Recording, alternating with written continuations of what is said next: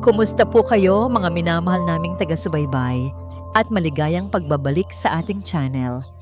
Naway nasa mabuti po kayong kalagayan kasama ng inyong mga pamilya. Sabi nila, ang bawat pangarap ay may katumbas na halaga. Pero paano kung ang halagang iyon ay ang iyong sariling kahihiyan?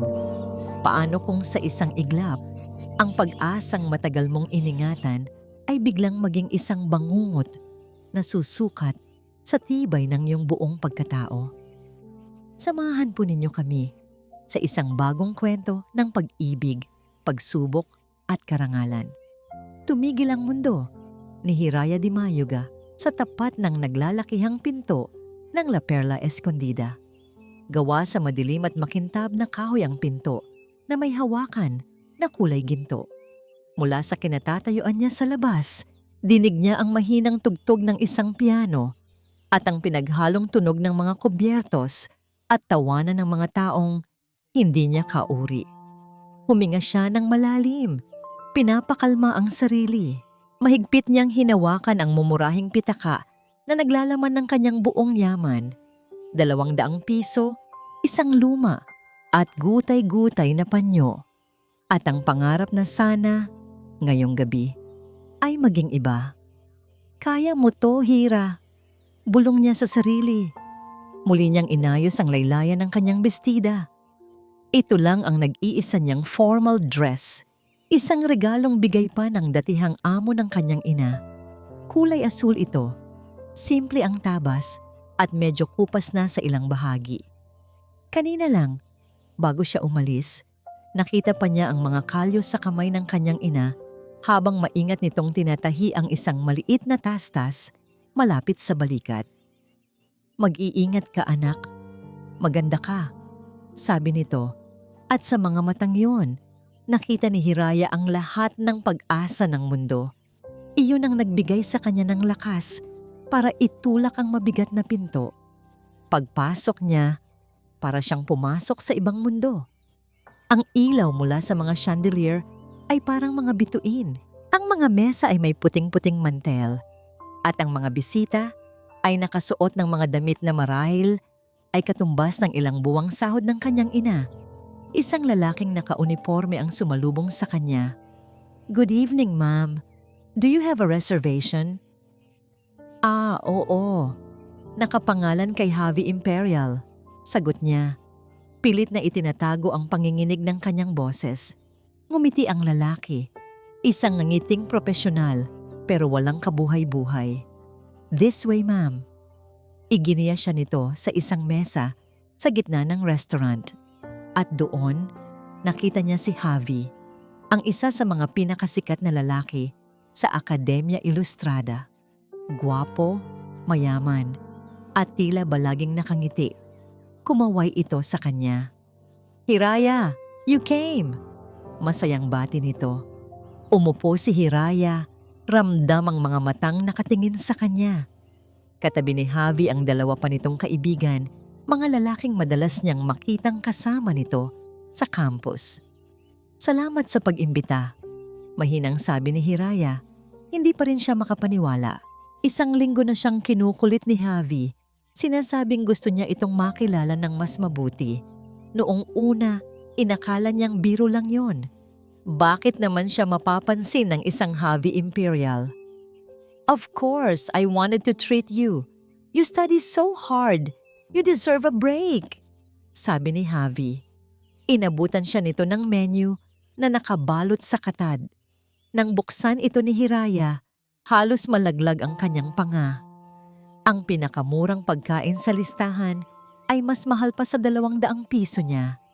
Nanlamig ang kanyang mga kamay. "Huwag kang mahiya. Order anything you want," nakangiting sabi ni Javi. "Ah, tubig na lang muna ako." Halos pabulong niyang sagot. Nagtawanan ng mga kaibigan ni Javi. "Tubig? Seryoso ka ba?" sabi ng isa. Ngumiti lang si Javi. "Hayaan niyo siya. Baka nagda-diet." Lumipas ang ilang minuto. Nag-order sila ng pagkain.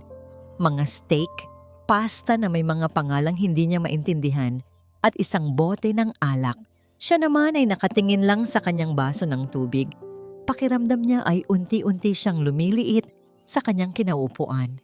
Nagsimula ang usapan, pero hindi tungkol sa kanya. Tungkol ito sa mga bakasyon nila sa Europa, sa mga bagong kotse, sa mga party na hindi niya kailanman mapupuntahan. Nagsimula siyang makaramdam ng kakaiba, isang malamig na kirot sa kanyang sikmura. "So Hiraya," biglang sabi ni Javi na siyang nagpatahimik sa buong mesa. "Kumusta naman ang buhay ng isang scholar? Masaya ba?" May kakaiba sa tono nito, isang pahiwatig ng pangungutya. "Okay naman," tipid niyang sagot. "Talaga?" sabi nito. Itinaas ang kanyang kopita ng alak. "Kasi naisip namin ng mga kaibigan ko, ano kayang pakiramdam na pumasok sa isang mundong hindi ka naman talaga kabilang? It's a social experiment, you see." Doon na nagsimulang umikot ang kanyang paningin. Ang mga ngisi sa mukha ng mga kaibigan nito, ang mapanuyang tingin ni Javi. Anong ibig mong sabihin?" Tumawa si Javi, isang tawang malakas at walang pakundangan. "Ang ibig kong sabihin, Hiraya, ay ito. Tignan mo ang sarili mo. Sa luma mong bestida at sa takot sa iyong mga mata. Tingin mo ba talaga iimbitahin kita sa isang lugar na tulad nito?" Para siyang sinampal. Ang bawat salita ay tumatagos sa kanyang puso na parang mga bubog. "Isang pustahan lang to, Hiraya," sabi ng isa pa. "Pustahan kung mapapapayag ka ni Javi na pumunta dito." At mukhang nanalo siya. Hindi na niya napigilan ang mga luhang namumuo sa kanyang mga mata. Nagsimulang magtinginan ang mga tao sa ibang mesa. Ang mga bulungan ay parang mga bubuyog na umuugong sa kanyang tainga. At para mas masaya, dagdag ni Javi, sabay senya sa waiter, "The bill please, separate bill para sa kanya." Inilapag ng waiter ang isang maliit na folder sa harap ni Hiraya. Nang buksan niya ito, nakita niya ang halaga ng isang baso ng imported na tubig at table charge. ₱500. "Hindi ko to kayang bayaran," sabi niya. Basag na ang kanyang boses. "That's the point," sabi ni Javi. Tumayo na sila. "Welcome to the real world, scholar." Naiwan si Hiraya na mag-isa sa mesa, nanginginig, habang papalapit ang manager ng restaurant. Ramdam niya ang bawat matang nakatutok sa kanya. Humuhusga, nanunuya. Ang kahihiyan ay parang isang kumot na bumabalot sa kanya, mainit at nakakasakal. "Ma'am, is there a problem with the bill?" tanong ng manager. Ang boses ay formal, pero may diin ng pagbabanta. Umiling si Hiraya, hindi makapagsalita. Wala siyang pera, wala siyang kakampi, wala siyang magawa. Nang biglang isang anino ang tumabon sa kanilang mesa. Isang boses, malamig at may awtoridad, ang bumasag sa katahimikan. "I'll pay for it." Napatingin si Hiraya at ang lahat ng tao sa paligid. Nakatayo doon si Lacan Montenegro, ang pinakamayamang estudyante sa Akademya Ilustrada. Ang lalaking tila pag-aari ang mundo. Hindi man lang niya tiningnan si Hiraya. Ang mga mata niya ay nakatutok kay Javi na natigilan malapit sa pinto. Kinuha ni Lacan ang kanyang wallet at isang platinum credit card. Ang inilabas niya at marahang inilapag sa mesa. "Isama mo na rin ang lahat ng in-order nila," utos niya sa manager, na agad namang tumango at kinuha ang card. Lumapit si Lacan kay Javi. Ang bawat hakbang ay mabigat. "Tapos ka na ba, Imperial? Nakakahiya ka." Namutla si Javi. "Montenegro, laro lang to. Umalis na kayo," sabi ni Lacan. Ang boses ay mahina, pero puno ng pagbabanta. Bago pa magbago ang isip ko, nagsitakbuhan palabas si Javi at ang kanyang mga kaibigan na parang mga asong napagalitan. Hinila ni Lacan ang braso ni Hiraya na tulala pa rin. Hinila niya ito patayo at palabas ng restaurant, palayo sa mga matang mapanghusga. Nang makalabas na sila sa malamig na hangin ng gabi, binitiwan siya nito. Huminga si Hiraya. Sinusubukang ibalik ang lakas sa kanyang mga tuhod. Tumingin siya kay Lakan, handang magpasalamat kahit paano. Pero bago pa siya makapagsalita, nagsalita na ito ang muka ay walang emosyon. Huwag mong isipin na ginawa ko to para sa'yo. Natigilan si Hiraya.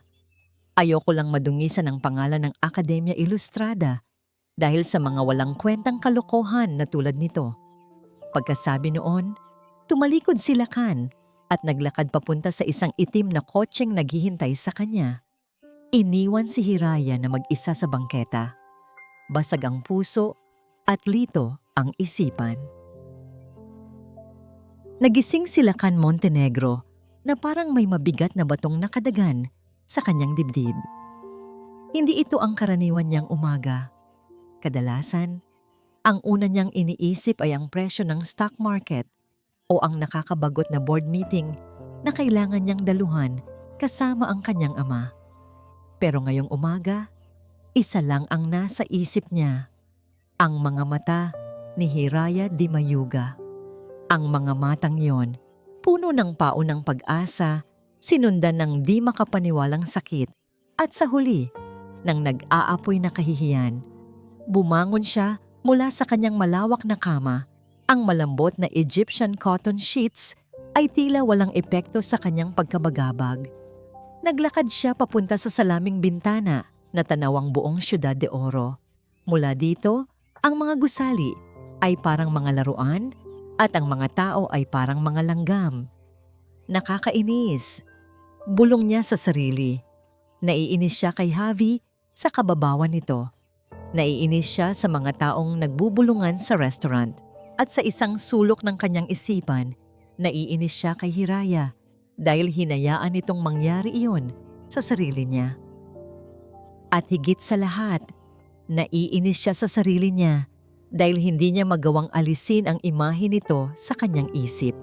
Pagbaba niya para sa almusal, naroon na ang kanyang ama, si Don Augusto Montenegro. Nakaupo sa dulo ng mahabang mesa, nagbabasa ng business section ng dyaryo. Suot ang kanyang perpektong plansadong suit. Kahit umaga, mukha na itong handang sakupin ang mundo. Magandang umaga pa, bati ni Lakan. Umupo sa kanyang pwesto. Hindi man lang itinaas ni Don Augusto ang kanyang tingin mula sa dyaryo. I heard what happened last night at La Perla. Nanigas si Lakan. Balita na pala.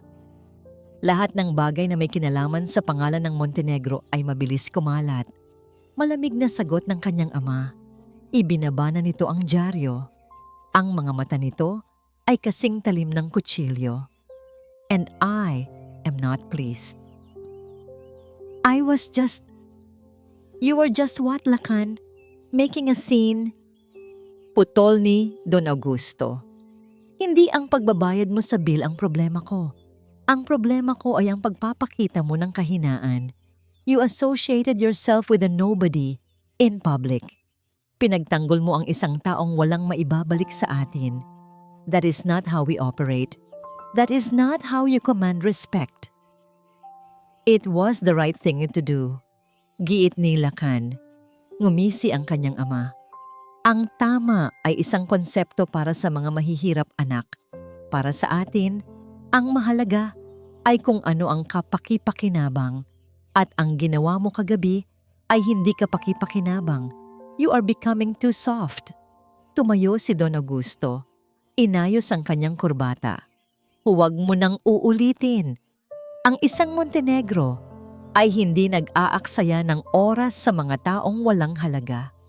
Pagkarating ni Lakan sa Akademya Ilustrada, ramdam niya agad ang bigat ng tingin ng lahat. Ang insidente sa La Perla Escondida ay ang pinakamainit na tsismis. Nakita niya kung paano nagbubulungan ang mga estudyante pagdaan niya. Pero mas malala ang nakita niya nang matanaw niya si Hiraya. Naglalakad itong mag-isa sa pasilyo, nakayuko, yakap ang kanyang mga libro na parang kalasag.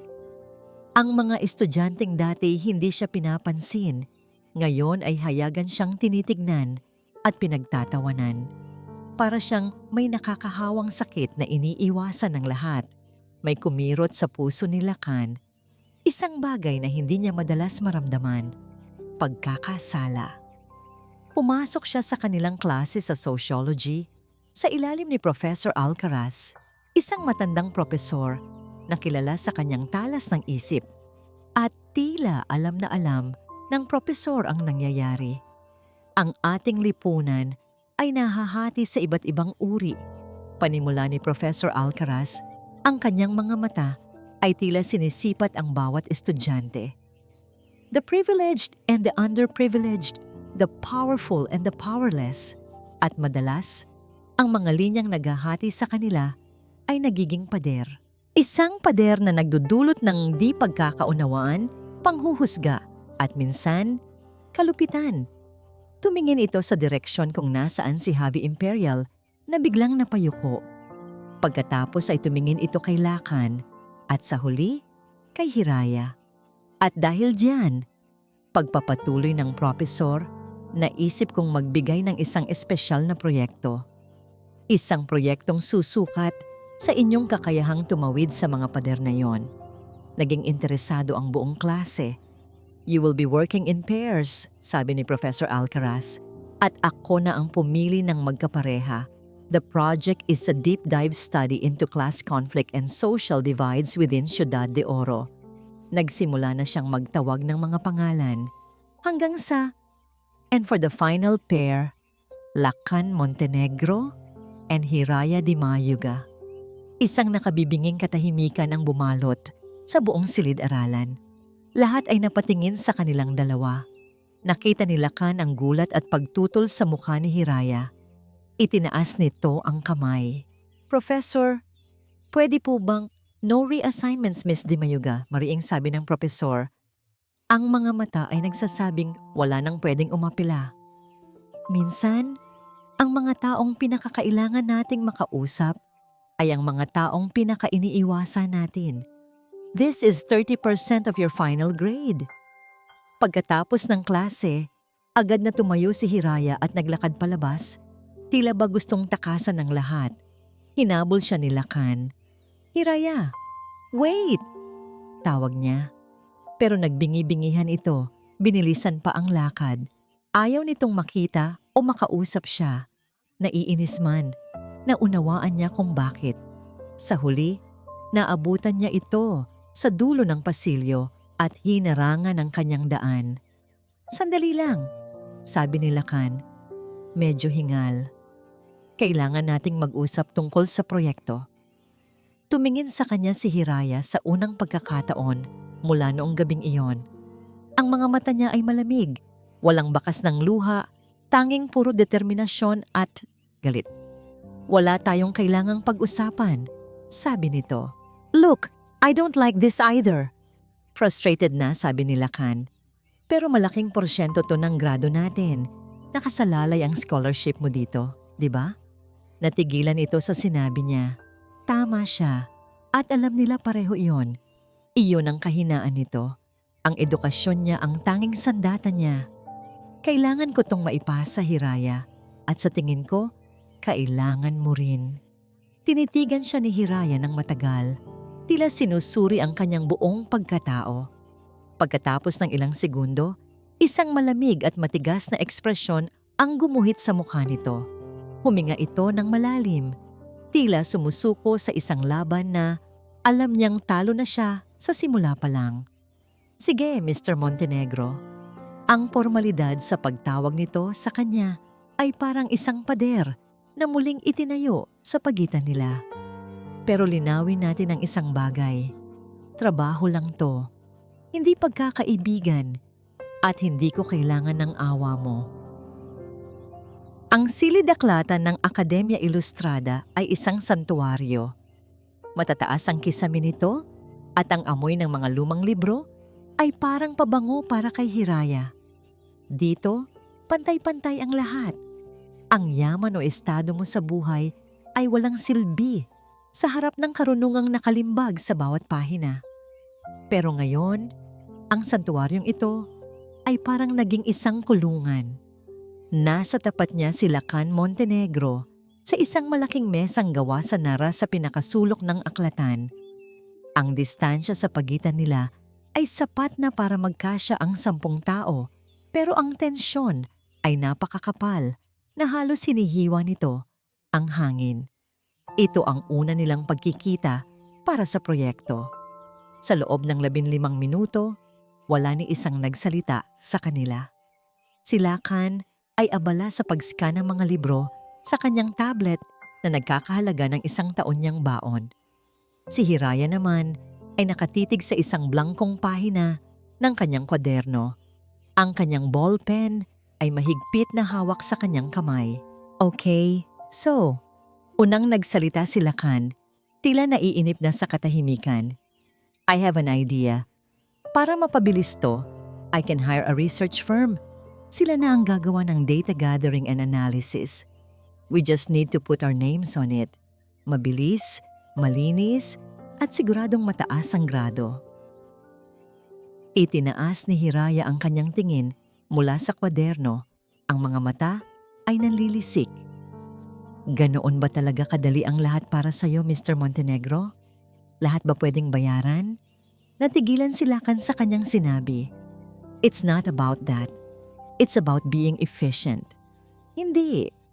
It's about taking the easy way out. Mariing sagot ni Hiraya. Ang buong punto ng proyektong ito ay para maintindihan natin ang isa't isa. Paano natin gagawin yon kung ipapagawa lang natin sa iba? Fine, sabi ni Lakan. Sumandal sa kanyang upuan at itinaas ang 2 kamay bilang pagsuko. What's your brilliant plan then? May kinuha si Hiraya sa kanyang bag. Isang luma at manipis na libro. Inilapag niya ito sa gitna ng mesa. Ang pamagat. Ang makina sa loob ng gintong hawla. This will be our framework, sabi niya. Ang thesis ng libro ay simple lang. Ang lipunan natin ay parang isang makina. May mga taong nasa loob, ang mga mayayaman, na nabubuhay sa isang gintong hawla. Maganda, pero kulungan pa rin. At may mga taong nasa labas, ang mga manggagawa, ang di nakikitang makina na nagpapatakbo ng lahat, pero sila ang unang nasisira at napapalitan. Sa unang pagkakataon, nakita ni Hiraya ang pagbabago sa ekspresyon ni Lakan, isang kislap ng tunay na interes. Kinuha nito ang libro at binasa ang likod. Hindi ko alam na may ganitong libro, pag-amin nito. Dahil hindi ito binebenta sa mga mamahaling bookstore, sagot ni Hiraya. It's about our lives, Lakan. Hindi mo to pwedeng bayaran para maintindihan. Kailangan mo tong maranasan. Nagsimula silang mag-usap. O mas tamang sabihing, nagsimula silang magtalo. Pero hindi ito ang uri ng pagtatalo na puno ng galit. Ito ay isang pagtatalo ng mga ideya para kay Lakan. Ang solusyon sa kahirapan ay simpleng ekonomiya. Magbigay ng trabaho, magtayo ng negosyo. Para kay Hiraya, mas malalim pa doon ang problema. Hindi mo pwedeng bigyan ng isda ang isang tao at sabihing, tapos na ang problema. Sabi niya, ang kanyang boses ay puno ng pagninilay. Paano kung ang mismong dagat ay pag-aari na ng iilang korporasyon? Paano kung ang bangka niya ay butas at wala siyang pampagawa? Ikinuwento niya ang buhay sa barangay Silangan. Ikinuwento niya ang kanyang inang nagtatrabaho ng 16 na oras sa isang araw para lang may maihain sa kanilang mesa. Ikinuwento niya ang mga di nakikitang makina, ang mga security guard, ang mga janitor, ang mga construction worker ng Akademya Ilustrada, mga taong araw-araw nilang nakikita pero hindi naman talaga tinitignan. Habang nagsasalita si Hiraya, nakikinig lang si Lakan. Wala ang dating yabang sa kanyang mukha. Tila ba sa bawat salita ni Hiraya, isang maliit na piraso ng pader na nakapalibot sa kanya ang unti-unting gumuho. Hindi ko alam.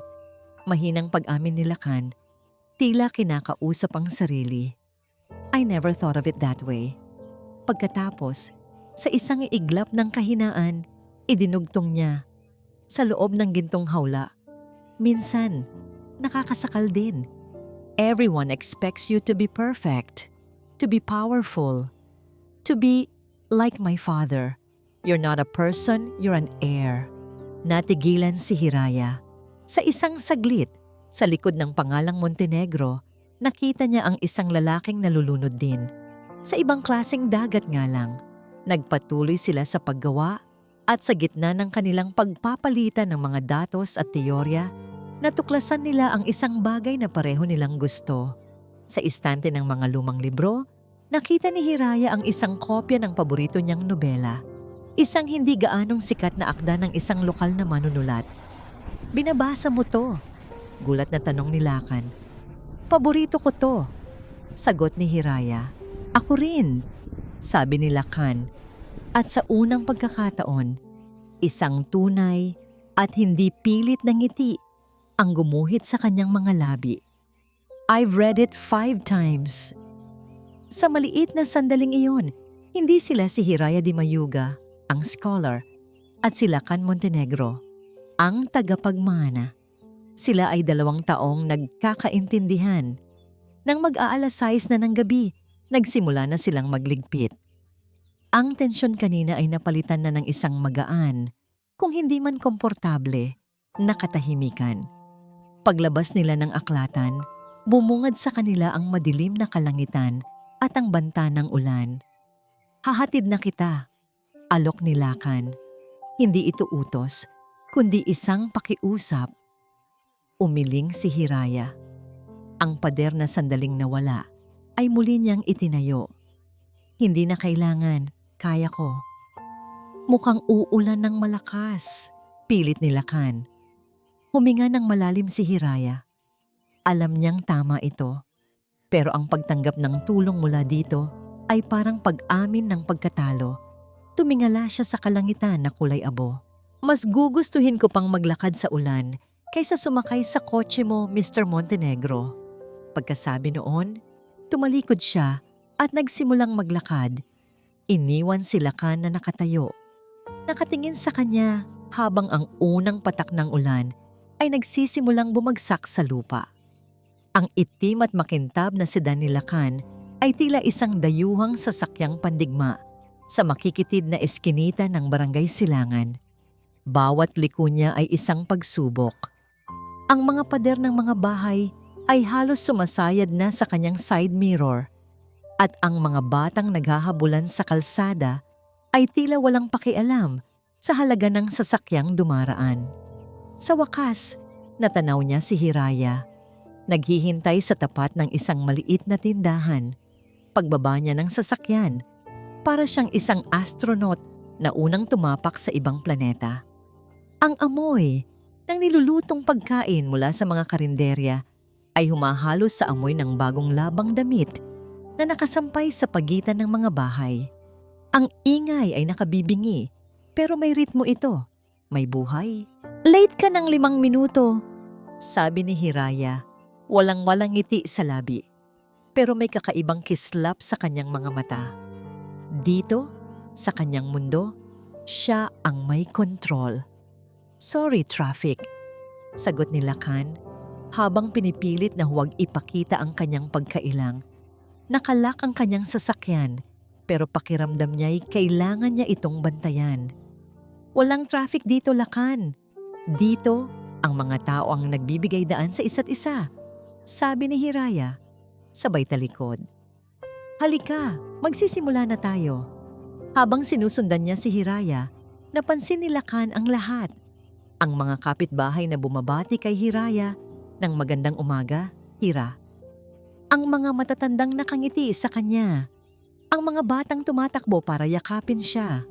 Dito, hindi siya ang scholar na kaawa-awa. Dito, siya ay si Hiraya, isang anak, isang kaibigan, isang mahalagang bahagi ng komunidad. At sa unang pagkakataon, nakita siya ni Lakan hindi bilang isang problema na kailangang ayusin, kundi bilang isang taong buo at kahanga-hanga. Isang maliit na kiliti, isang kilig ang gumapang sa kanyang dibdib, isang pakiramdam na bago at nakakagulat. Dinala siya ni Hiraya sa isang maliit na bahay na may hardin ng mga halaman sa paso sa harapan. Sa balkonahe, isang matandang lalaki ang nakaupo sa isang tumba-tumba, nagbabasa ng dyaryo. Matikas pa rin ang tindig nito sa kabila ng kanyang edad at ang kanyang mga mata ay matalas at puno ng talino. Lolo, si Lakan po. Ang partner ko sa project namin. Pagpapakilala ni Hiraya, tumayo ang matanda. Ito, si Lolo Isagani. Inilahad nito ang kamay kay Lakan.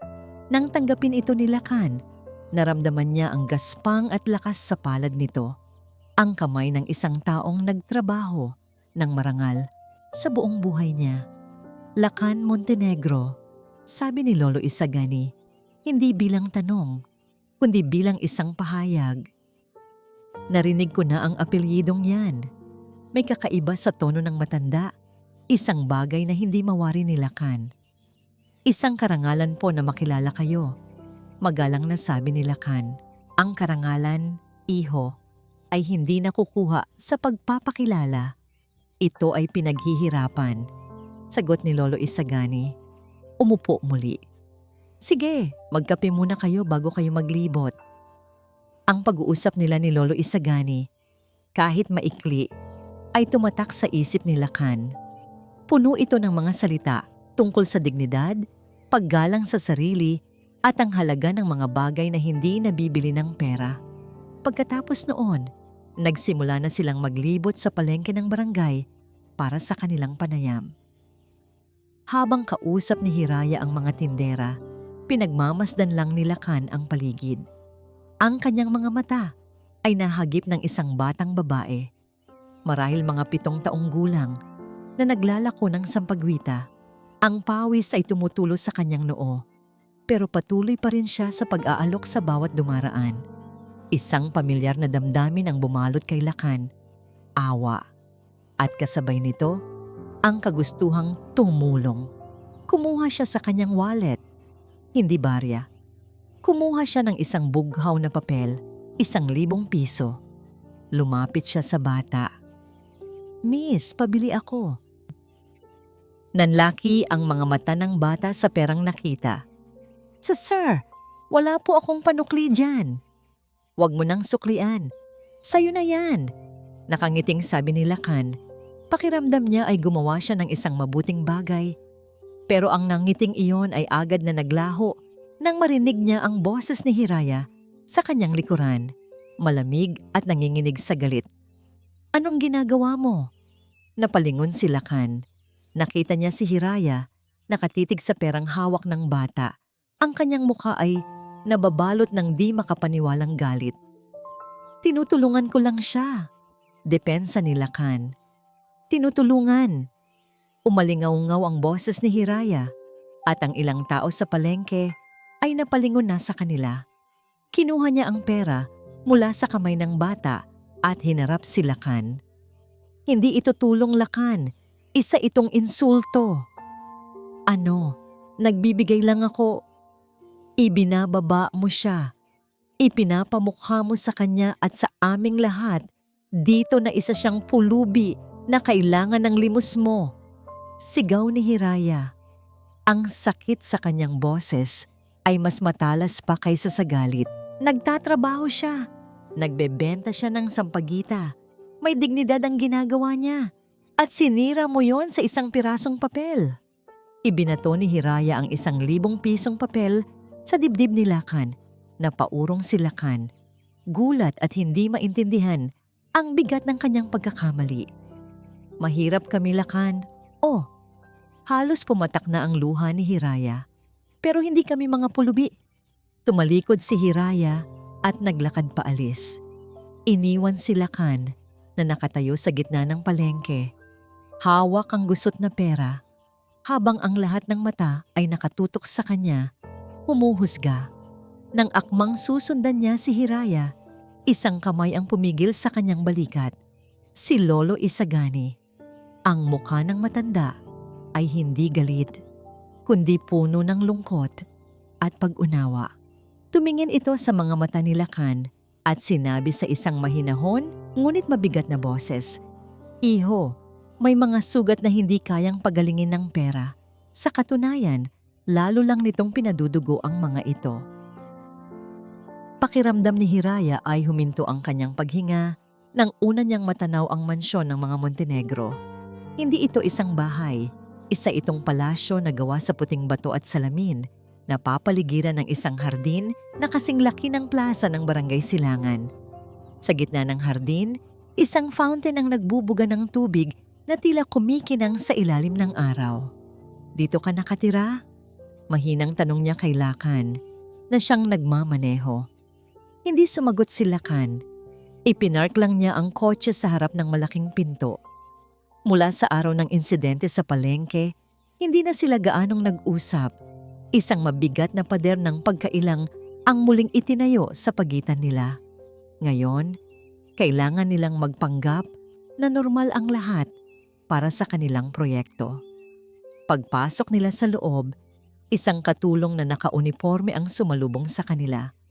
Ang loob ng mansyon ay mas nakakalula pa kaysa sa labas. Malamig, malawak, tahimik. Ang bawat gamit ay tila sumisigaw ng salitang mahal. Para siyang isang ibon na naligaw at napasok sa isang malaki at nagniningning na hawla. Nasa library si Sir Lakan. "Ihahatid ko na po kayo," sabi ng katulong. "Hindi, Manang Fe. Ako na," sabi ni Lakan. "At pakihanda mo na rin ang hapunan. Dito na siya kakain." Natigilan si Hiraya. "Teka, hindi kasama sa usapan yan. Magtatrabaho lang tayo para sa proyekto.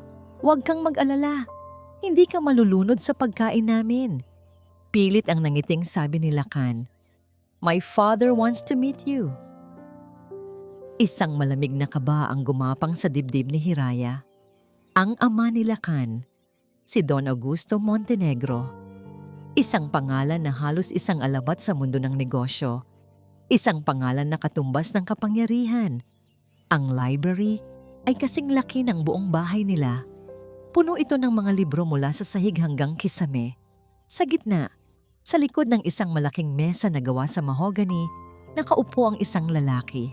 Si Don Augusto Montenegro. Hindi ito tumitingin sa kanila. Nakatutok ito sa mga dokumentong binabasa nito. "Dad, this is Hiraya Di Mayuga," sabi ni Lakan. Dahan-dahang itinaas ni Don Augusto ang kanyang tingin. Ang kanyang mga mata ay kasing lamig ng hangin sa loob ng mansyon. Sinuri nito si Hiraya mula ulo hanggang paa, at pakiramdam ni Hiraya ay hinuhubaran nito ang kanyang buong pagkatao. "So ito pala ang sikat na scholar," sabi ni Don Augusto. Ang boses ay kalmado, pero may ari ng isang nakatagong pangmamaliit. "Maupo ka, Hiya." Ang sumunod na oras ay isang pagsubok. Habang nag-uusap sila ni Lakan tungkol sa proyekto, nanatiling tahimik si Don Augusto, nakikinig, nagmamasid. Ang hapunan ang pinakamasaklap na bahagi. Nakaupo sila sa isang mesa na napakahaba. Si Don Augusto sa isang dulo at sila ni Lakan sa gitna. Ang katahimikan ay binabasag lamang ng tunog ng kanilang mga kubyertos. "So, Miss Di Mayuga," panimula ni Don Augusto, pinupunasan ng kanyang labi ng isang puting-puting napkin. "Nagtatrabaho pa rin ba ang iyong ina?" "Opo, sir," magalang na sagot ni Hiraya, kahit alam niya ang patutunguhan ng usapang ito. "That's good. Hard work is a virtue," sabi nito, tila isang papuri. Pero alam ni Hiraya na isa itong paraan para ipaalala sa kanya ang kanyang lugar. Sana lang ang proyektong ito ay magturo sa aking anak na may mga bagay sa mundo na hindi na dapat subukang baguhin. Waste of time. Doon, hindi na nakapagpigil si Lakan. "Dad, the project is about understanding. It's not a waste of time." "Understanding what? Poverty?" Ngumisi si Don Augusto. "May dalawang klase lang ng tao sa mundo, Lakan. Ang mga nangangabayo at ang mga hinihila ang karwahe. Siguraduhin mong lagi kang nasa ibabaw ng kabayo." Tumingin si Don Augusto kay Hiraya. Ikaw, Hija, ano ang pangarap mo? Tumuwid ng upo si Hiraya. Sinalubong ang mga mata ng Don. Ang pangarap ko po ay makapagtapos, makakuha ng magandang trabaho, at bigyan ng komportableng buhay ang nanay ko para hindi na niya kailangang maging isa sa mga hinihila ang karwahe. Isang ngiti, manipis at mapanganib ang sumilay sa labi ni Don Augusto. Isang napakagandang pangarap.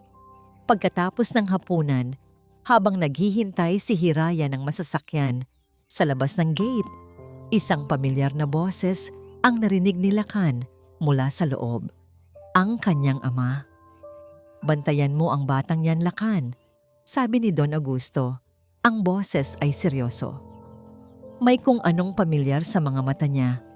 Parang nakita ko na ang mga matang yun dati. Hindi na ito narinig ni Hiraya. Nagmamadali na siyang umalis. Ngunit habang naghihintay siya ng bus sa kanto, isang kotse ang huminto sa kanyang harapan. Si Lakan. Ibinaba nito ang bintana. I'm sorry about my father. Tumingin si Hiraya sa kanya. Ang ilaw mula sa poste ay nagbibigay anino sa kanyang mukha. Huwag kang humingi ng tawad para sa kanya. Hiraya, ipakita mo sa akin na iba ka sa kanya. Pagkasabi noon, dumating na ang bus. Sumakay si Hiraya nang hindi na muling lumilingon. Iniwan si Lakan sa loob ng kanyang kotse, sa loob ng kanyang magarbong hawla na may mga salitang tumatatak sa kanyang isipan. Naging kanlungan nila ang isang maliit na coffee shop malapit sa universidad. Isang lugar na hindi kasing lamig ng library at hindi kasing nakakailang ng mansyon ng mga Montenegro. Dito, sa gitna ng amoy ng kape at bagong lutong tinapay, unti-unting gumuho ang mga pader sa pagitan nila. Gabi na at halos sila na lang ang customer. Magkatabi silang nakaupo sa isang maliit na mesa. Ang kanilang mga papel at libro ay nakakalat sa ibabaw nito. May isang komportableng katahimikan na sa pagitan nila, ang uri ng katahimikan na hindi na kailangang punan ng mga salitang walang kabuluhan. Mali. Biglang sabi ni Hiraya, itinuturo ang isang paragraph sa laptop ni Lakan. Ang teorya ni Bourdieu ay tungkol sa cultural capital, hindi lang basta pera. Kahit manalo ka pa sa loto bukas, hindi mo pa rin mabibili ang koneksyon at ugali ng mga taong ipinanganak na mayaman. Napakamot ng ulo si Lakan. Akala ko gets ko na. Isang maliit na ngiti ang sumilay sa labi ni Hiraya. Okay lang yan. Ganyan talaga. Para kang nag-aaral ng bagong lengguwahe. Buti na lang magaling ang teacher ko. Sagot ni Lakan, nakatitig dito. Nag-iwas ng tingin si Hiraya, pero hindi niya naitago ang bahagyang pamumula ng kanyang mga pisngi. Ilang oras pa silang nagtrabaho. Sa gitna ng kanilang pagsusulat, isang pagkakamali sa graph na ginawa ni Lakan ang nagpangiti sa kanila. Isang maliit na error sa data, pero ang resulta ay isang nakakatawang konklusyon tungkol sa yaman at kaligayahan. Sa unang pagkakataon, narinig ni Lakan ang tunay na tawa ni Hiraya. Hindi isang pilit na ngiti, kundi isang tawang malutong at totoo, na tila nagbigay liwanag sa buong coffee shop. At sa sandaling iyon, naramdaman ni Lakan na handa niyang gawin ang lahat para lang marinig muli ang tunog na iyon. Napansin ni Lakan na habang tumatagal, bumabagal na ang pagsasalita ni Hiraya. Ang mga mata nito ay bahagya ng pumupikit. Inaantok ka na, sabi niya. Magpahinga ka muna, kahit 5 minuto lang. Umiling ito. Hindi, kaya ko pa. Kailangan na nating matapos to. Pero ang katawan nito ay may ibang sinasabi. Ilang sandali pa, habang nagbabasa si Lakan, naramdaman niya ang isang bigat sa kanyang balikat. Nang tignan niya, ang ulo ni Hiraya ay nakasandal na doon, mahimbing na natutulog. Natigilan si Lakan. Ang kanyang unang reaksyon ay ang gumalaw, ang gisingin ito. Pero hindi niya ginawa. Nanatili siyang hindi kumikilos. Takot na baka magising ito. Pinagmasdan niya ang mukha ni Hiraya. Ang mahahabang pilik mata nito, ang payapang ekspresyon. Wala ang tapang, wala ang galit. Ang naroon lang ay isang dalagang pagod sa pakikipaglaban sa mundo. Naamoy niya ang banayad na amoy ng kanyang buhok. Amoy ng murang shampoo. Pero para kay Lakan, ito ang pinakamabangong pabango sa mundo. Sa sandaling iyon, habang natutulog si Hiraya sa kanyang balikat at ang ulan ay tumitila sa labas, naramdaman ni Lakan ang isang kapayapaan na hindi pa niya naramdaman sa buong buhay niya. Ito pala ang pakiramdam na maging kailangan, hindi dahil sa iyong pangalan o pera, kundi bilang isang taong pwedeng sandalan. Pagkaraan ng ilang minuto, dahan-dahang nagising si Hiraya. Nang mapagtanto niya kung nasaan siya, agad siyang umayos ng upo. Ang kanyang mukha ay namula sa hiya. "Sorry, nakatulog ako." "It's okay," mahinang sabi ni Lakan. "Mukhang kailangan mo yan." Isang katahimikan ang muling namagitan sa kanila. Pero ngayon, iba na. Puno ito ng isang kuryenteng hindi nila maintindihan. "Alam mo," basag ni Lakan sa katahimikan, "minsan, naiinggit ako sa'yo." Nagtatakang tumingin si Hiraya. "Sa akin? Bakit naman?" "Dahil malaya ka," sabi ni Lakan. Ang kanyang boses ay halos isang bulong. "Malaya kang maging ikaw.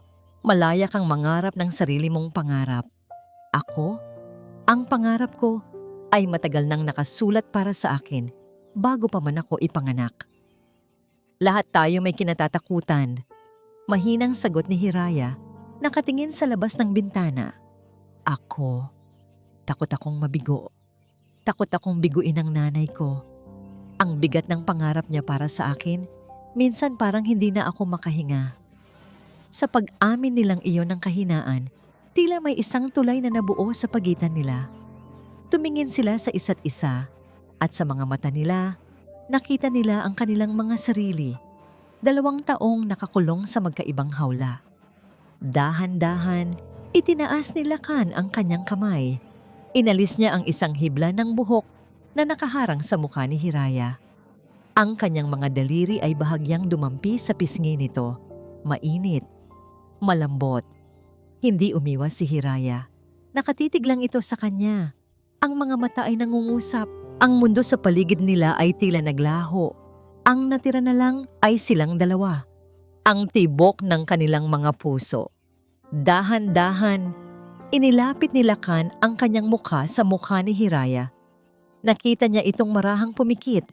1 pulgada na lang ang pagitan ng kanilang mga labi. "Ring! Ring!" Isang malakas na tunog ng telepono ang bumasag sa mahikang bumabalot sa kanila. Gulat na napalayo si Lakan. Kinuha niya ang kanyang telepono na nasa mesa. Ang pangalan ni Javi Imperial ang nasa screen. Sa inis, sinagot niya ito. "What?" "Uy, Montenegro!" Malakas at mapanuyang boses ni Javi ang narinig mula sa kabilang linya. Sapat na para marinig ni Hiraya. "Musta na? Nanalo ka na ba sa pustahan? Nakuha mo na ba ang loob ng mahirap na scholar?" Napatigil ang mundo ni Lakan. Dahan-dahan niyang ibinaba ang telepono.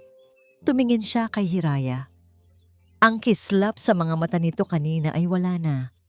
Napalitan ito ng isang madilim at basag na anyo. Ang init sa mukha nito ay nawala.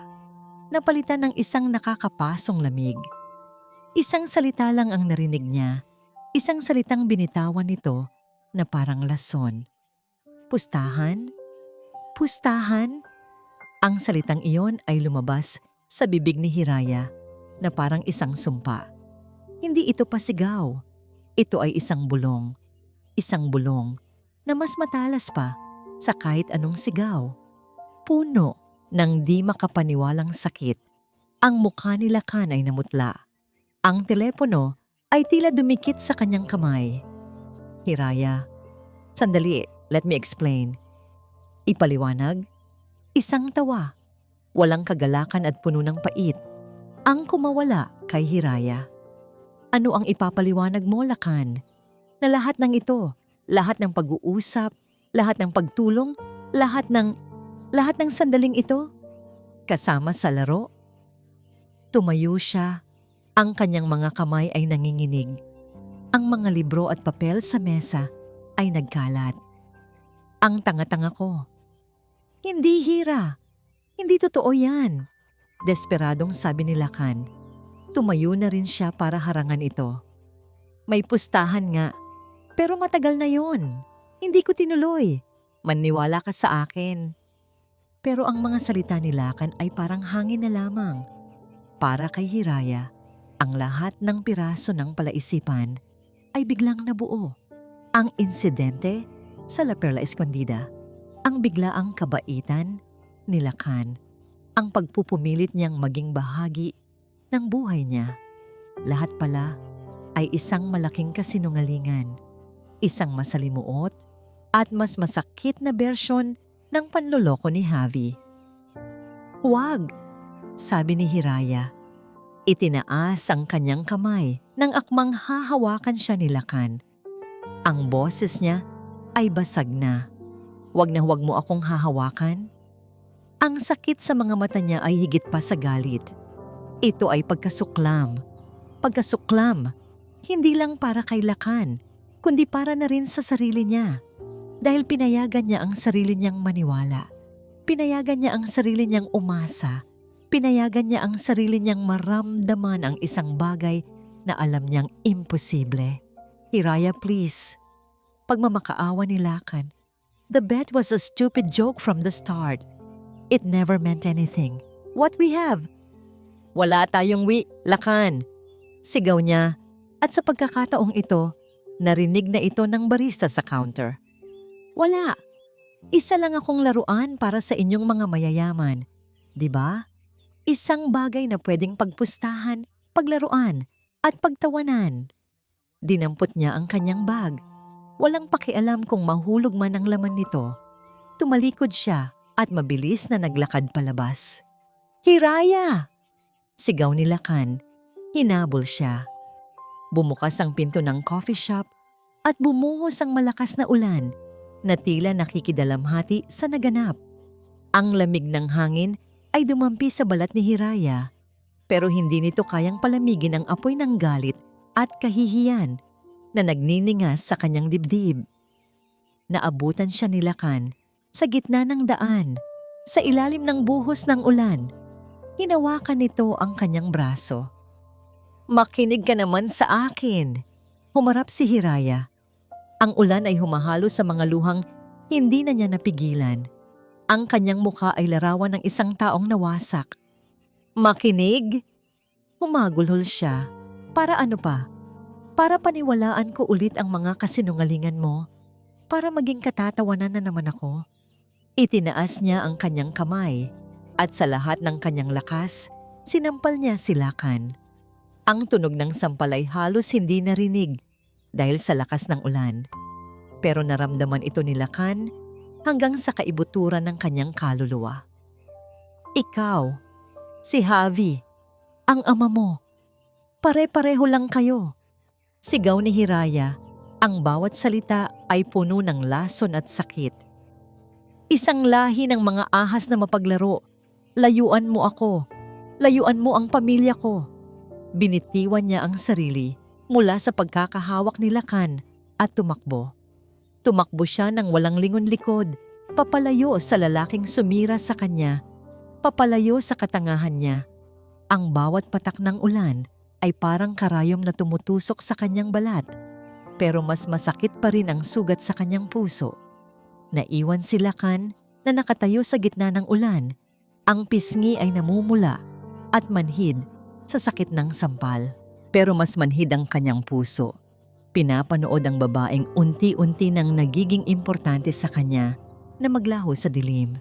Nang gabing iyon, pag-uwi ni Hiraya sa kanilang maliit na bahay, basang-basa at nanginginig, sinalubong siya ng kanyang ina.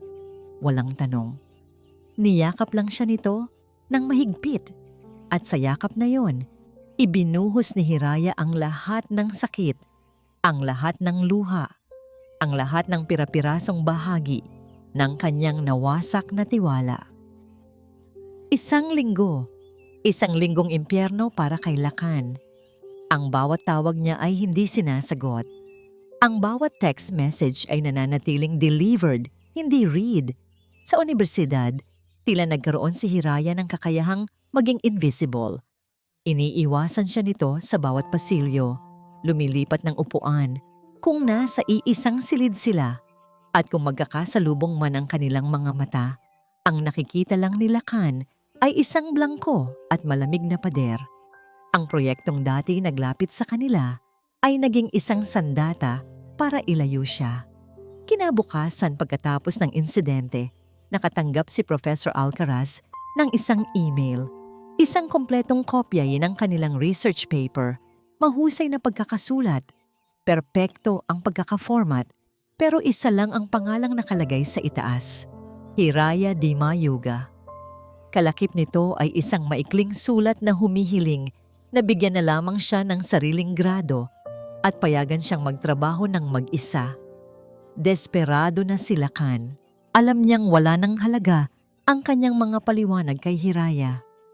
Ang tiwala, kapag nabasag, ay hindi na maibabalik sa isang simpleng sorry.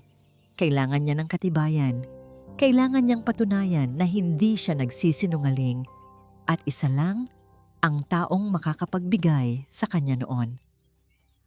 Hinintay niya si Javi Imperial sa parking lot ng unibersidad sa tabi ng mamahaling sports car nito. Nang makita siya ni Javi, agad itong namutla at sinubukang umiwas. Pero mabilis si Lacan. Hinarang niya ito at isinandal sa pinto ng kotse. "Montenegro, ano ba?"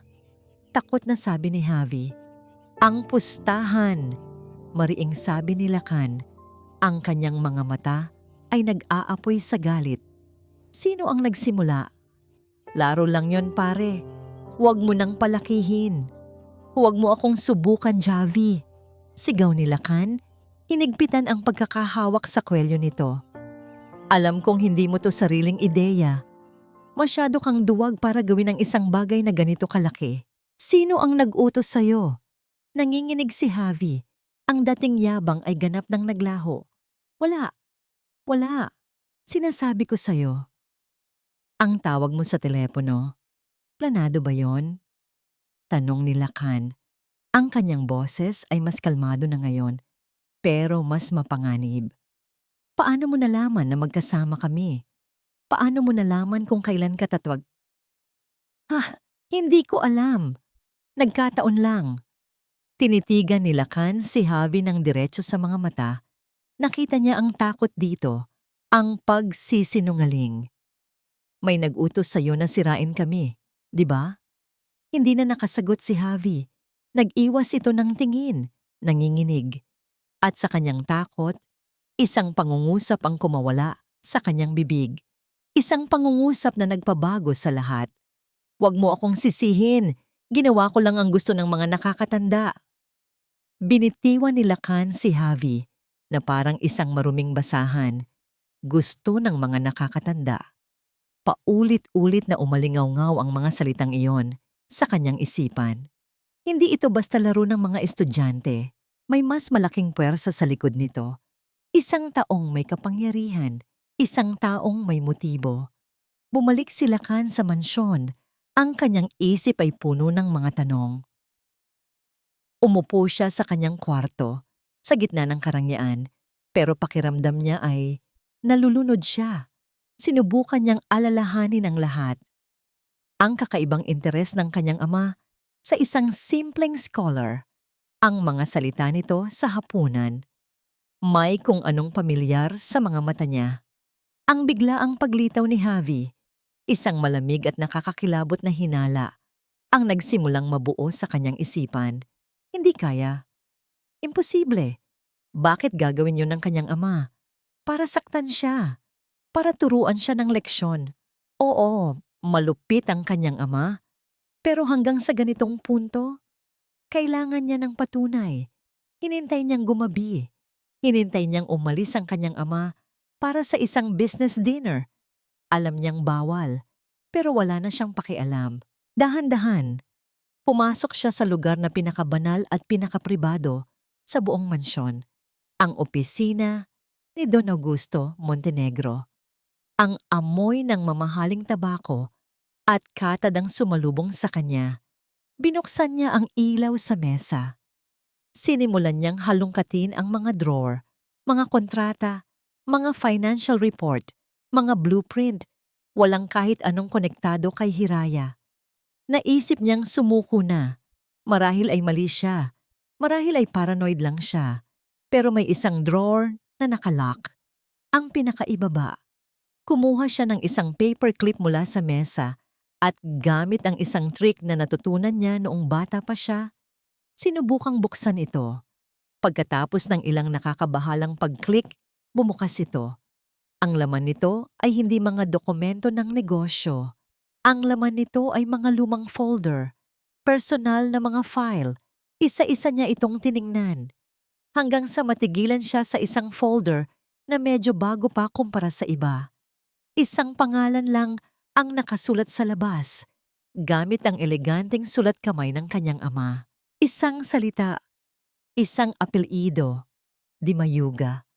Nanginginig ang mga kamay ni Lacan habang binubuksan ng folder na may pangalang Di Mayuga. Ang amoy ng lumang papel at natuyong tinta ang sumalubong sa kanya. Ang laman nito ay hindi mga litrato o personal na sulat. Ang laman nito ay mga legal na dokumento, mga kupas na clipping mula sa dyaryo, at mga sulat kamay na tala. Habang binabasa niya ang bawat pahina, isang madilim na kwento ang nabubuo sa kanyang harapan. Isang kwento tungkol sa isang malaking piraso ng lupa sa Barangay Silangan. 20 taon na ang nakalipas. Isang land acquisition project ng Montenegro Corp para sa isang bagong itatayong pabrika. Ikinuwento ng mga dokumento ang tungkol sa relocation ng mga residente, pero ang mga tala sa gilid na sulat kamay ng kanyang ama ay gumagamit ng ibang mga salita. Forceful eviction, clearing operations. Natigil ang kanyang paghinga nang makita niya ang isang listahan ng mga pamilyang tumangging umalis. Ang nangunguna sa listahan, ang lead oppositor, ay isang pangalang nagpatindig ng kanyang mga balahibo, Isagani Di Mayuga. Si Lolo Isagani, ang marangal na matandang nakilala niya. Ang pamilya ni Hiraya. Sila ang mga taong nawalan ng lupa, ng kabuhayan, dahil sa Montenegro Corporation, dahil sa kanyang pamilya. Sa kanilang maliit na sala, pinagmamasdan ni Lolo Isagani ang kanyang apo. Isang linggo nang ganito si Hiraya. Kumakain, pumapasok sa eskwela, gumagawa ng takdang aralin, pero ang kanyang katawan lang ang nandoon. Ang kanyang isip, ang kanyang kaluluwa ay lumulutang sa kawalan. Ang dating kislap sa mga mata ng kanyang apo ay napalitan ng isang blangkong pighati. Hindi na niya ito natiis. Hira, apo, mahinahong sabi ng matanda. May kwento ang lupang kinatatayuan ng ating bahay. Panahon na para malaman mo. Umupo si Hiraya sa sahig, sa paanan ng kanyang lolo. Ikinuwento ni Lolo Isagani ang lahat. Ang kanilang malawak na lupain na minana pa sa kanilang mga ninuno. Ang biglaang pagdating ng isang dambuhalang korporasyon na gustong bilhin ito sa napakamurang halaga. Ang kanilang paglaban, ang pananakot, ang pagkatalo. Ipinaglaban namin ang sa amin, apo, sabi ng matanda. Ang boses ay nanginginig sa alaala. Pero paano ka lalaban sa isang higante? Nawala sa amin ang lahat. Ang tanging natira ay itong maliit na bahay. Ang iyong ina, na dapat sana'y nag-aaral sa kolehiyo noon, ay napilitang mamasukan bilang katulong para lang makakain tayo. Isang malamig na takot ang nagsimulang gumapang sa puso ni Hiraya. Sino po sila, Lolo? Sinong korporasyon? Huminga ng malalim si Lolo Isagani. Tumingin ito sa mga mata ng kanyang apo at sinabi ang pangalang matagal na niyang itinatago. Isang korporasyong pag-aari ng pamilyang Montenegro. Para kay Hiraya, Ang pangalang iyon ay hindi na pangalan ng isang lalaki. Ito ay ang pangalan ng isang sumpa. Ang pangalan ng kanilang pagdurusa. Nakahalungkat sila ng isa pang folder sa ilalim ng mga dokumento. Mas bago ito. Sa loob, nakita niya ang school records ni Hiraya, ang kanyang grades, ang kanyang scholarship application, at sa likod nito, isang maliit, nakatuping papel, isang internal memo para kay Javi Imperial mula kay A.M. Augusto Montenegro. Ang nilalaman ay maikli lang, pero bawat salita ay parang suntok sa sikmura ni Lacan. Subject, project, scholar. Proceed with the plan at La Perla Escondida. Make it public. Make it humiliating. It's time to teach the helper's daughter a lesson, a reminder of their place. My son will be there. Let's see what he does. Consider your family's debt paid if you do this correctly. Nabitawan ni Lacan ang papel. Hindi ito nagkataon. Hindi ito simpleng pustahan. Hindi ito laro. Ito ay isang plano. Isang masama at kalkuladong plano na ginawa ng kanyang sariling ama. Para ipahiya si Hiraya. Para saktan siya. At para subukan siya. Na parang isang aso na kailangang sumunod sa amo. Ang galit na naramdaman ni Lacan ay higit pa sa kahit anong naramdaman niya noon. Isang galit na halos magpasabog sa kanyang dibdib. Isang galit para sa kanyang ama. Isang galit para sa kanyang sarili. Dahil naging bahagi siya nito nang hindi niya alam. Cut to Hiraya. Napatayo si Hiraya. Ang kanyang mga kamao ay nakakuyom. Montenegro? Ulit niya. Ang pangalan ay parang lason sa kanyang bibig. Cut to Lacan. Dinampot ni Lacan ang buong folder, ang mga dokumento, ang memo, ang katotohanan. Cut to Hiraya. Tumingin siya sa kanyang lolo, ang kanyang mga mata ay hindi na blanko. Nag-aapoy na ito sa isang bagong determinasyon. Lolo, alam ko na po ang dapat kong gawin. Cut to Lacan. Hawak ang folder na parang isang sandata. Tumakbo si Lacan palabas ng opisina, palabas ng kanyang silid. Pareho silang may isang layunin. Pareho silang may isang kailangang harapin. Pareho silang may isang patutunguhan. Ang mansyon ng mga Montenegro. Ama! Ang sigaw ni Lacan ay umalingaw-ngaw sa buong mansyon. Tila ba niyayanig nito ang mga pader na matagal nang saksi sa malamig na katahimikan ng kanilang pamilya. Natagpuan niya si Don Augusto sa malawak na sala, kalmadong nakaupo sa kanyang paboritong silyon, may hawak na kopita ng brandy. Hindi man lang ito natinag sa biglaang pagdating ng anak. Tumingin lang ito sa kanya. Ang mga mata ay walang emosyon na para bang inaasahan na niya ito. Lacan, natutunan mo na bang kumatok? Kalmadong sabi ng kanyang ama. Hindi sumagot si Lacan. Lumapit siya sa mesang gawa sa salamin sa gitna ng sala at ibinagsak doon ang folder ng mga dimayuga.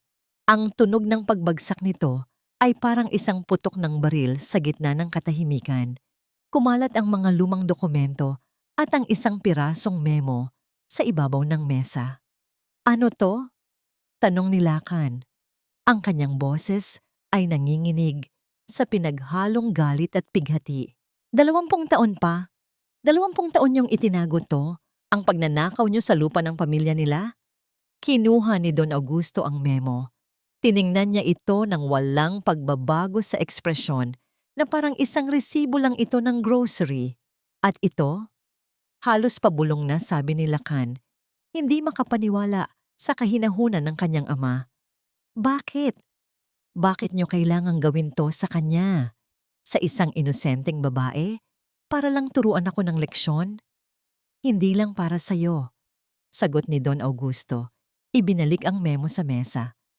Para rin sa kanya, isang paalala na ang mga taong tulad nila ay dapat manatili sa kanilang lugar. Lugar? Umalingaw-ngaw ang boses ni Lacan. Ang tanging kasalanan niya ay ang maging matalino, maging masipag at mangarap na makaahon sa hirap na kayo mismo ang nagdulot sa pamilya niya. Bakit pa? Bakit kailangan niyong maging ganito kalupit? Dahan-dahang tumayo si Don Augusto. Sa unang pagkakataon, nakita ni Lacan ang isang kislap ng galit sa mga mata nito. Kalupitan? Tinuturuan kita kung paano gumalaw sa mundong ito, Lacan. Ang mundo ay hindi para sa mga mahihina. Ito ay para sa mga taong kayang gawin ang lahat para makuha ang gusto nila. Ginawa ko to para hubugin ka, para maging isang Montenegro ka. Pero nabigo ako. Masyado kang malambot. Katulad ka ng iyong ina. Huwag mong isasama ang nanay ko dito. Bakit hindi? Siya ang nagturo sa iyo ng kahinaang yan. Ang awa, ang konsensya, mga bagay na walang lugar sa ating mundo. Habang sila'y nagsisigawan, hindi nila namalayan ang pagbukas ng malaking pinto. Isang boses, kalmado ngunit matatag, ang pumutol sa kanilang pagtatalo. Hindi po kahinaan ng awa, Ginoong Montenegro. Parehong napalingon ang mag-ama. Nakatayo sa may pinto si Hiraya. Hindi siya umiiyak. Hindi siya mukhang natatakot. Ang kanyang mga mata ay nag-aalab sa isang tahimik na tapang. Sa likod niya ay si Lolo Isagani. Ang kanyang presensya ay nagbibigay ng tahimik na suporta. Naglakad si Hiraya papasok. Ang bawat hakbang ay may bigat at determinasyon. Tumigil siya sa harap ni Don Augusto. Pinakinggan ko po ang lahat, sabi niya. At ngayon, ako naman po ang pakinggan ninyo. Tumingin siya ng diretso sa mga mata ng Don. Maaring nakuha ninyo ang lupa ng aming mga ninuno. Maaring nagtagumpay kayo sa pagpapahirap sa aming pamilya. Maaring ginawa ninyo akong katatawanan sa harap ng maraming tao. Huminga siya ng malalim. Pero may isang bagay na hinding-hindi ninyo makukuha sa amin, ang aming karangalan. Tumawa ng mapakla si Don Augusto. Karangalan? Ano ang silbi ng karangalan kung kumakalam naman ang iyong sikmura? Ang karangalan po ang nagpapanatili sa aming pagiging tao, habang ang yaman ninyo ay unti-unting kumakain sa inyong kaluluwa. Sagot ni Hiraya, hindi nagpatinag. Natigilan si Don Augusto. Tila walang sino man ang nakapagsalita sa kanya ng ganoon sa buong buhay niya. Tumingin si Lacan kay Hiraya. Ang kanyang mga mata ay puno ng paghanga at pagsisisi. Hiraya, I'm so sorry. Hindi ko alam. Alam ko. Putol ni Hiraya. Lumingon ito sa kanya. Sa unang pagkakataon, nakita niya ang bahagyang paglambot sa mga mata nito. Alam kong hindi mo alam. At hindi mo to kasalanan. Humarap muli si Hiraya kay Don Augusto. Tapos na po ako. Tumalikod na siya para umalis. Ngunit nagsalita si Lacan. Hindi pa to tapos. Naglakad si Lacan at tumayo sa tabi ni Hiraya. Kaharap ang kanyang ama. Isang solidong hanay. Kung hindi ninyo itatama ang mga pagkakamali ninyo, kung hindi kayo hihingi ng tawad sa kanila, kung ito ang ibig sabihin ng pagiging isang Montenegro? Huminga siya ng malalim. Kung ganoon, ayoko nang maging Montenegro. Isang nakabibinging katahimikan. Ang mukha ni Don Augusto ay nagdilim. Ano ang sinabi mo? Tatalikuran ko ang lahat, mariing sabi ni Lacan. Ang pangalan, ang pera, ang mana, lahat. Isang ngisi, malamig at walang awa, ang gumuhit sa labi ni Don Augusto Montenegro. Sige. Isang salita lang, pero sapat na yon para wasakin ang isang mundo. Kung ganoon, lumayas kayo. Pareho kayo. Tingnan natin kung gaano kayo katagal mabubuhay sa labas ng hawlang ito, ng walang pera, ng mga Montenegro. Ang sikat ng araw sa Barangay Silangan, kinabukasan ay may dalang kakaibang kapayapaan para kay Hiraya. Pagkatapos ng bagyo sa mansyon ng mga Montenegro kagabi, pakiramdam niya ay isang malaking tinik ang nabunot mula sa kanyang dibdib. Pagod siya, oo, pero sa unang pagkakataon, sa loob ng mahabang panahon, gumaan ang kanyang pakiramdam, malaya. Natagpuan niya ang kanyang lolo Isagani sa kanilang maliit na hardin, nagwawalis ng mga tuyong dahon, isang simpleng gawain na may dalang malalim na kahinahunan. Lolo? Tawag niya. Lumapit ito at umupo sa isang kahoy na bangko. Tumingin sa kanya ang matanda, isang malumanay na ngiti sa kanyang mga labi. Payapa na ba ang iyong kalooban, Apo? Tumango si Hiraya. Pero naawa po ako kay Lakan. Itinakwil siya ng sarili niyang ama dahil sa atin. Hindi. Pagtatama ni Lolo Isagani, itinigil nito ang pagwawalis. Itinakwil siya ng kanyang ama dahil pinili niya ang tama. Pinili niya ang karangalan kaysa sa kayamanan. At iyan, Hiraya, ay isang bagay na dapat ipagmalaki, hindi kaawaan. Umupo ito sa tabi niya. Ang pagpapatawad, Apo, ay hindi paglimot sa sakit. Ito ay pagpili na huwag nang hayaang ang sakit na yon ang magdikta sa iyong kinabukasan. Nakikita ko ang kabutihan sa puso ng binatang yon. Ang pagkakamali ng kanyang ama ay hindi niya kasalanan. Sa gitna ng kanilang pag-uusap, isang itim at eleganteng kotse ang huminto sa tapat ng kanilang bahay. Bumaba mula dito ang isang lalaking nakasuit at may dalang isang leather briefcase. Hindi ito si Lakan. Sina Miss Hiraya Di Mayuga po ba? Formal na tanong ng lalaki.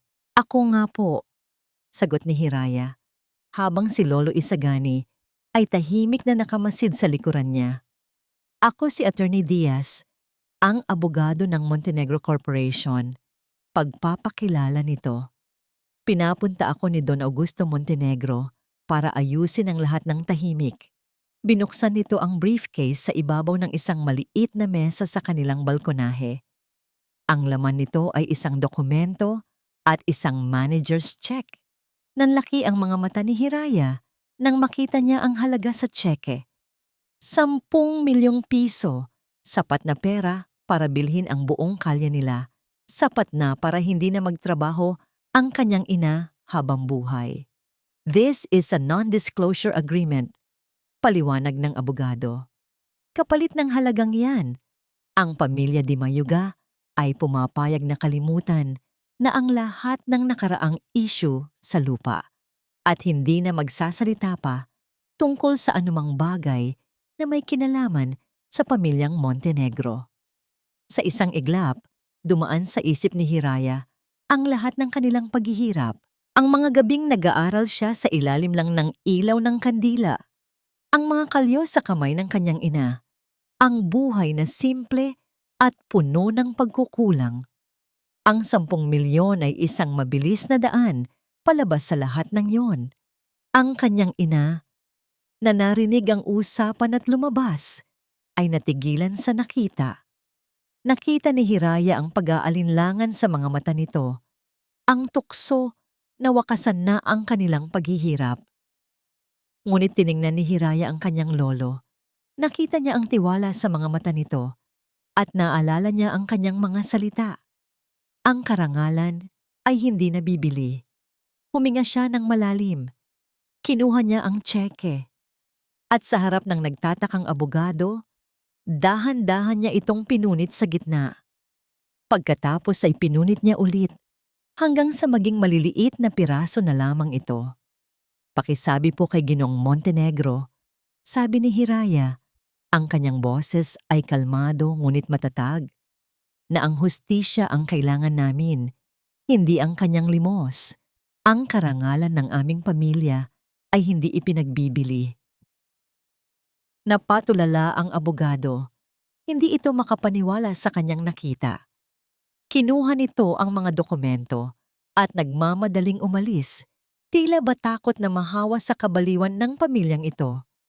Nang makaalis ang kotse, niyakap ni Hiraya ang kanyang ina at lolo. Walang nagsalita, pero sa yakap na yon, naramdaman nila ang tagumpay. Mula sa dulo ng eskinita, nakatayo ang isang figura, tahimik na nanonood. Si Lakan. Narinig niya ang lahat. Nakita niya ang lahat. Nakita niya ang pagpunit ni Hiraya sa tseke. Nakita niya ang tapang at paninindigan na hindi kayang bilhin ng lahat ng pera sa mundo. Isang ngiti, puno ng paghanga at pag-asa, ang sumilay sa kanyang mga labi. Sa sandaling iyon, alam niyang tama ang kanyang naging desisyon. Dahan-dahan siyang lumapit. Nang makita siya ni Hiraya, walang galit, walang pagkailang, tanging isang tahimik na pag-unawa. Tumigil silakan sa kanilang harapan.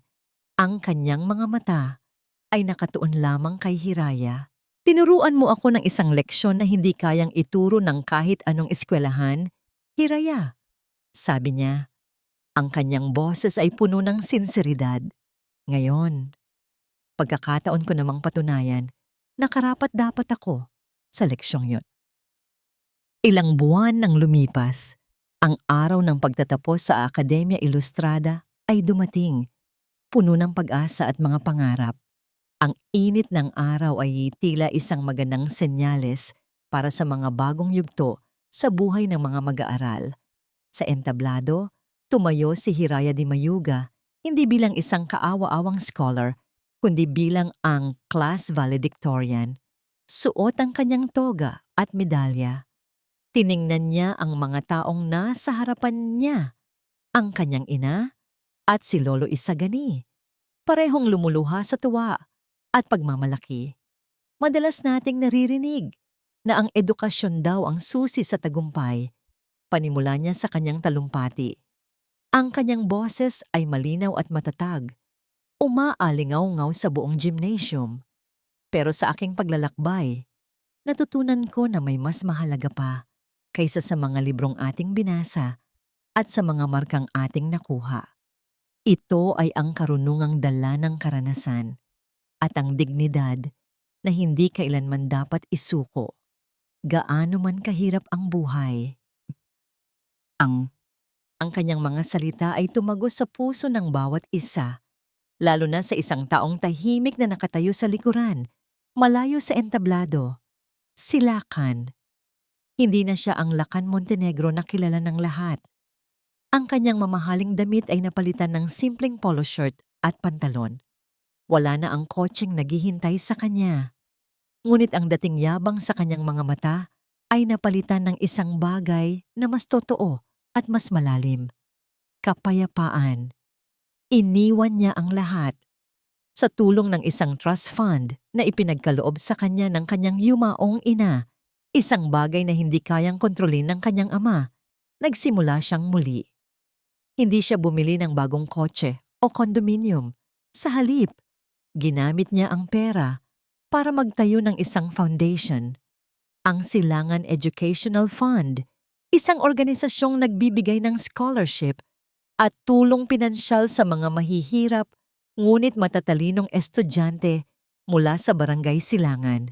Ito ang kanyang paraan para itama ang pagkakamali ng kanyang pamilya, hindi sa pamamagitan ng pagbibigay ng limos, kundi sa pagbibigay ng pagkakataon.